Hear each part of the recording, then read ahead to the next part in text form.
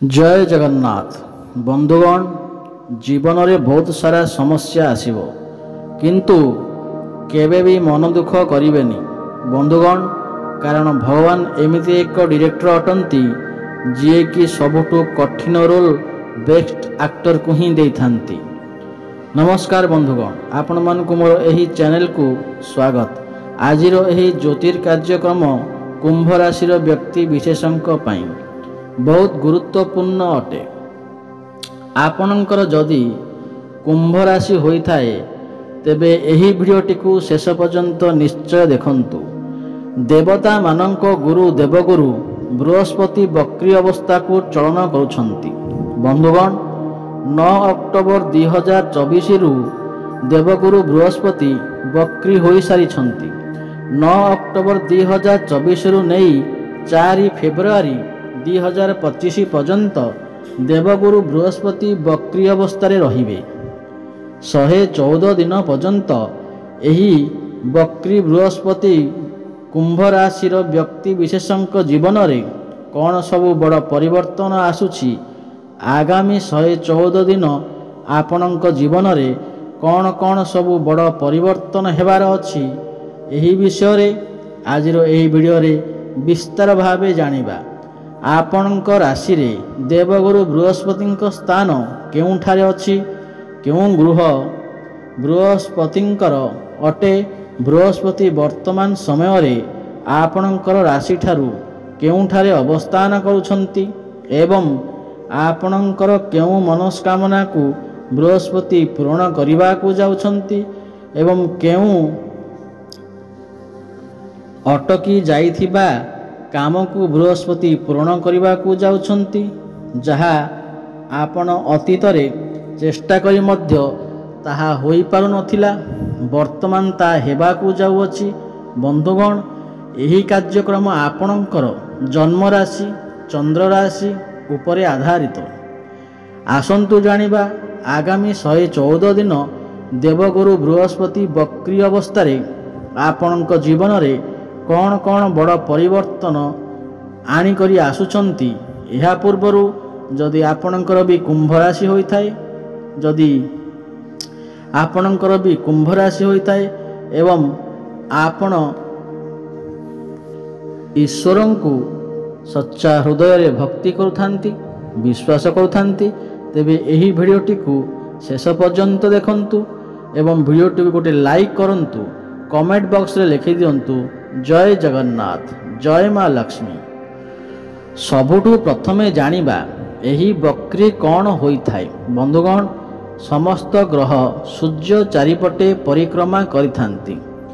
जेबे भी जो ग्रह निजर गति अनुसार चलन करि पारि न थाए, धीर रे गति करिथांती, ताहार गति पथरे स्थिरता आसी जाई थाए, ताहाकु वक्री अवस्था कहिथांती। एहार बहुत अधिका प्रभाव थाए। ज्योतिषशास्त्र अनुसार जेबे भी शुभ ग्रह वक्री अवस्था को जाइथांती ता आपणकर चेष्टा बल को बढ़े देइथांती एवं एहा देखा जाई न थाए बृहस्पति आपणकर केउठारे अवस्थान करिथांती। वर्तमान बृहस्पति आपणकर केंद्र रे आपणकर चतुर्थ भाव रे विराजमान अछंती। बंधुगण बृहस्पति आपणकर द्वितीय भाव एवं एकादश भावर मालिक अटंती। द्वितीय भाव धन स्थान होई थाए एवं एकादश भाव लाभर स्थान होई थाए, इच्छा पूर्तिर भाव होई थाए एवं बृहस्पति आपणकर चतुर्थ भाव रे वक्री अवस्था रे रहिबे। एहार माने हेउची आपणकर कोनोसी पेंडिंग काम को अटकी रही जाइथिबा कोनोसी काम को बृहस्पति पूर्ण करिवा को जाउछंती। बृहस्पति जो गृहर मालिक अटंती सेही गृह रे पेंडिंग काम को बढ़ाई देबे।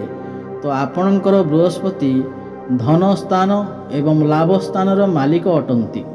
सबुठु प्रथमे आपणकर इच्छा शक्ति को बढ़ाइबे। अतीत रे आपण कोनोसी काम को इच्छा रखिथिले, कोनोसी मनस्कामना रखिथिले, ताहा होई पारु नथिला, ताहा वर्तमान हेबाकू लागिबो। आपणकर सेही मनर इच्छा ପୂର୍ଣ୍ଣ ହେବାକୁ ଯାଉଅଛି।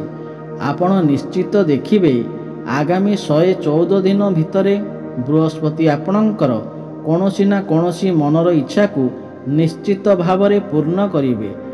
ଆପଣଙ୍କୁ ସେୟାର ମାର୍କେଟ, ଷ୍ଟକ୍ ମାର୍କେଟ ଏବଂ ଟ୍ରେଡିଂରେ ପ୍ରଫିଟ୍ ହୋଇପାରେ, ଅଧିକା ଗ୍ରୋଥ ହୋଇପାରେ। ଆପଣ କୌଣସି ସ୍ଥାନକୁ ବୁଲିବାକୁ ଯାଇପାରନ୍ତି। ଭ୍ରମଣ ସୁଖ ମଧ୍ୟ ଆପଣଙ୍କୁ ପ୍ରାପ୍ତି ହୋଇପାରେ। ଆପଣ କୌଣସି ଧାର୍ମିକ ସ୍ଥାନକୁ ମଧ୍ୟ ଯାତ୍ରା କରିପାରନ୍ତି। ଧର୍ମ ଆଡ଼କୁ ଆପଣଙ୍କର ମନ ଅଗ୍ରସର ହୋଇପାରେ। ବଡ଼ ଭାଇ ଭଉଣୀଙ୍କ ସହିତ ସମ୍ପର୍କ ଆପଣଙ୍କର ଭଲ ରହିବ। ବଡ଼ ଭାଇ ଭଉଣୀଙ୍କ ସପୋର୍ଟ ଆପଣଙ୍କୁ ପ୍ରାପ୍ତି ହେବ। ଏହା ସହିତ ଆପଣଙ୍କର ଦ୍ୱିତୀୟ ଭାବରେ ପେଣ୍ଡିଂ କାମକୁ ମଧ୍ୟ ପୂରଣ କରିବେ। ଦ୍ୱିତୀୟ ଭାବ ଧନର ଭାବ ହୋଇଥାଏ, ବ୍ୟାଙ୍କ ବାଲାନ୍ସର ଭାବ ହୋଇଥାଏ। ଏହି ସମୟରେ ଆପଣଙ୍କର ଧନରେ ବୃଦ୍ଧି ଆସିବ, ଆପଣଙ୍କର ବ୍ୟାଙ୍କ ବାଲାନ୍ସ ବଢ଼ିଯିବ, ଆପଣ ପଇସା କିଛି ରୋଜଗାର କରିପାରିବେ। ଦ୍ୱିତୀୟ ଭାବ ଆପଣଙ୍କର ବାଣୀର ଭାବ ହୋଇଥାଏ, ପରିବାରର ଭାବ ହୋଇଥାଏ। ତ ପାରିବାରିକ ସୁଖ ଆପଣଙ୍କୁ ପ୍ରାପ୍ତି ହେବ। ଆପଣଙ୍କର ବାଣୀରେ ମଧୁରତା ଆସିବ। ଆପଣ ଆପଣଙ୍କର ବାଣୀ ଦ୍ୱାରା କିଛି ପଇସା ମଧ୍ୟ ଇନକମ୍ କରିପାରିବେ। ଏକାଦଶ ଭାବ ଲାଭର ଭାବ ହୋଇଥାଏ। ଏହାର ମାନେ ହେଉଛି ଆପଣଙ୍କୁ ଚାରିଦିଗରୁ ଲାଭ ହିଁ ଲାଭ ପ୍ରାପ୍ତି ହେବ। ଆପଣ ଯାହା ବି ଇଚ୍ଛା ରଖିବେ ତାହା ନିଶ୍ଚୟ ପୂର୍ଣ୍ଣ ହେବ। ଆପଣଙ୍କର କ୍ୟାରିୟରରେ ଯଦି ପ୍ରମୋସନ୍ ଗ୍ରୋଥ ହୋଇପାରୁନଥିଲା, ତାହା ଅଟକି ଯାଇଥିଲା, ତାହା ମଧ୍ୟ ପୂରଣ ହେବ। ଏବଂ ଯେଉଁମାନଙ୍କର ବି ଚାକିରି କିଛି ନଥିଲା, ଚାକିରିର ଚେଷ୍ଟାରେ ଥିଲେ, ତ ସେମାନଙ୍କୁ ନୂତନ ଚାକିରି ମଧ୍ୟ ପ୍ରାପ୍ତି ହେବାର ସମ୍ଭାବନା ବନୁଅଛି। ଏବଂ ବୃହସ୍ପତି ଆପଣଙ୍କର ଚତୁର୍ଥ ଭାବରେ ବିରାଜମାନ ଅଛନ୍ତି। ଚତୁର୍ଥ ଭାବ ସୁଖର ଭାବ ହୋଇଥାଏ, ସଂସାରର ସମସ୍ତ ସୁଖର ଭାବ ହୋଇଥାଏ। ତ ଆପଣଙ୍କୁ ଏହି ସମୟରେ ସମସ୍ତ ସୁଖ ପ୍ରାପ୍ତି ହେବ। ମାଙ୍କର ସୁଖ ପ୍ରାପ୍ତି ହେବ। ଆପଣ ଏହି ସମୟରେ ଗାଡ଼ି, ଯାନବାହନ, ଭୂମି, ପ୍ରପର୍ଟି ଇତ୍ୟାଦି କିଣିବା ପାଇଁ ମନ ବଳେଇ ପାରନ୍ତି ଏବଂ କିଣି ମଧ୍ୟ ପାରନ୍ତି। ଆପଣ ଏହି ସମୟରେ ଗୃହ ମଧ୍ୟ ପରିବର୍ତ୍ତନ କରିପାରନ୍ତି। ଏବଂ ଯେଉଁମାନେ ବି ନୂତନ ଗୃହ ନିର୍ମାଣ କରିବାକୁ ଚାହୁଁଥିଲେ, ତ ସେମାନେ ମଧ୍ୟ ଏହି ସମୟରେ ନୂତନ ଗୃହର ନିର୍ମାଣ କାର୍ଯ୍ୟ ଆରମ୍ଭ କରିପାରନ୍ତି। ଆପଣ ଏହି ସମୟରେ କୌଣସି ଜାଗାକୁ ଅନନେସେସରୀ ଯାତ୍ରା ମଧ୍ୟ କରିପାରନ୍ତି। ଏବଂ ଗୁରୁ ଏଠାରେ ବସି ଆପଣଙ୍କର ଦଶମ ଭାବ ଏବଂ ଦ୍ୱାଦଶ ଭାବକୁ ଦେଖୁଛନ୍ତି। ଏହି ସମୟରେ ଆପଣଙ୍କୁ ବିଦେଶ ଯିବାର ସୁଖ ମଧ୍ୟ ପ୍ରାପ୍ତି ହେବ। ଫରେନ୍ରେ ରହି କାମ କରୁଥିବା ଲୋକମାନଙ୍କ ପାଇଁ ଆଗାମୀ 114 ଦିନ ଅତ୍ୟନ୍ତ ଶୁଭ ଅଟେ। ଇମ୍ପୋର୍ଟ ଏକ୍ସପୋର୍ଟରେ କାମ କରୁଥିବା ଲୋକମାନଙ୍କ ପାଇଁ ଅତ୍ୟନ୍ତ ଶୁଭ ଫଳ ପ୍ରାପ୍ତି ହେବ। ଆପଣଙ୍କୁ କୌଣସି MNC କମ୍ପାନୀରେ ଜବ୍ ମିଳିପାରେ, କିନ୍ତୁ ଗୁରୁଙ୍କର ଦୃଷ୍ଟି ଆପଣଙ୍କର ଅଷ୍ଟମ ଭାବ ଉପରେ ମଧ୍ୟ ପଡ଼ୁଅଛି। ଏହା ଆପଣଙ୍କ ପାଇଁ ଠିକ୍ ନୁହେଁ। ଆପଣ ଏହି ସମୟରେ ଆପଣଙ୍କର ସ୍ୱାସ୍ଥ୍ୟର ଟିକେ ଧ୍ୟାନ ରଖନ୍ତୁ। ଆପଣଙ୍କର ମୋଟାପଣ ଭଳି ସମସ୍ୟା ଦେଖା ଦେଇପାରେ। ପେଟ ଜନିତ ସମସ୍ୟା କିଛି ଦେଖା ଦେଇପାରେ। ଗ୍ୟାସ୍, ବଦହଜମି ଭଳି ସମସ୍ୟା ଟିକେ ଦେଖା ଦେଇପାରେ। ଏଥିପ୍ରତି ଆପଣ ଟିକେ ସତର୍କ ରୁହନ୍ତୁ। ଆପଣ ତରବର ହୋଇ କୌଣସି ନିଷ୍ପତ୍ତି ନିଅନ୍ତୁ ନାହିଁ। କାହା କଥାରେ ପଡ଼ି ବଡ଼ ନିଷ୍ପତ୍ତି କିଛି ନିଅନ୍ତୁ ନାହିଁ, ଅସୁବିଧାରେ ପଡ଼ିପାରନ୍ତି। ଏବଂ ଆପଣଙ୍କର ଯଦି କୋର୍ଟ କଚେରୀରେ କିଛି ମାମଲା ଚାଲିଥିଲା, ତ ଆପଣଙ୍କ ସପକ୍ଷରେ ଯାଇପାରେ। ଆପଣ ଯଦି ଏହି ସମୟରେ ଋଣ ନେବାକୁ ଚାହୁଁଛନ୍ତି, ତାହେଲେ ନେଇପାରିବେ, କୌଣସି ସମସ୍ୟା ନାହିଁ। ଏହି ସମୟରେ ଯେଉଁମାନେ ସାଇଣ୍ଟିଷ୍ଟ ଅଛନ୍ତି, ରିସର୍ଚ୍ଚ କ୍ଷେତ୍ରରେ ଅଛନ୍ତି, ତ ସେମାନଙ୍କୁ ବହୁତ ଅଧିକା ଶୁଭଫଳ ପ୍ରାପ୍ତି ହେବ। ଆପଣ ଏହି ସମୟରେ କୌଣସି ଗୁପ୍ତ ଜ୍ଞାନର ଅଧ୍ୟୟନ କରିପାରନ୍ତି। ପୌତ୍ରିକ ସମ୍ପତ୍ତି ଆପଣଙ୍କୁ ପ୍ରାପ୍ତି ହୋଇପାରେ। ଆପଣଙ୍କୁ ଗୁପ୍ତଧନ ପ୍ରାପ୍ତି ହୋଇପାରେ। ଏବଂ ଦ୍ୱାଦଶ ଘର ଉପରେ ଦୃଷ୍ଟି ରହିଥିବାରୁ ଆପଣଙ୍କର ଆୟ ବଢ଼ିବ, କିନ୍ତୁ ବ୍ୟୟ ମଧ୍ୟ ହୋଇଯାଇପାରେ। ଅନନେସେସରି ଖର୍ଚ୍ଚ ହୋଇପାରେ। ଯେଥିପାଇଁ ଆପଣ ଟିକେ ଆପଣଙ୍କର ଖର୍ଚ୍ଚ ଉପରେ ନିୟନ୍ତ୍ରଣ ରକ୍ଷା କରନ୍ତୁ।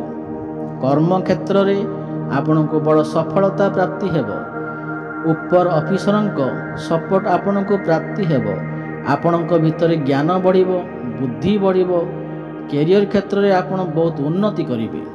ଆପଣ ସମସ୍ତ କାର୍ଯ୍ୟକୁ ସୁରୁଖୁରୁରେ କରିପାରିବେ ଏବଂ ଯେଉଁମାନେ ବ୍ୟାଙ୍କିଂ କ୍ଷେତ୍ରରେ ଅଛନ୍ତି, ମ୍ୟାନେଜମେଣ୍ଟ କ୍ଷେତ୍ରରେ ଅଛନ୍ତି, ଟୁର୍ ଆଣ୍ଡ ଟ୍ରାଭେଲ୍ସ କ୍ଷେତ୍ରରେ ଅଛନ୍ତି, ସେମାନଙ୍କୁ ବହୁତ ଅଧିକା ସଫଳତା ପ୍ରାପ୍ତି ହେବ। ବେପାର ବାଣିଜ୍ୟ କ୍ଷେତ୍ରରେ ବହୁତ ଅଧିକା ଉନ୍ନତି କରିବେ।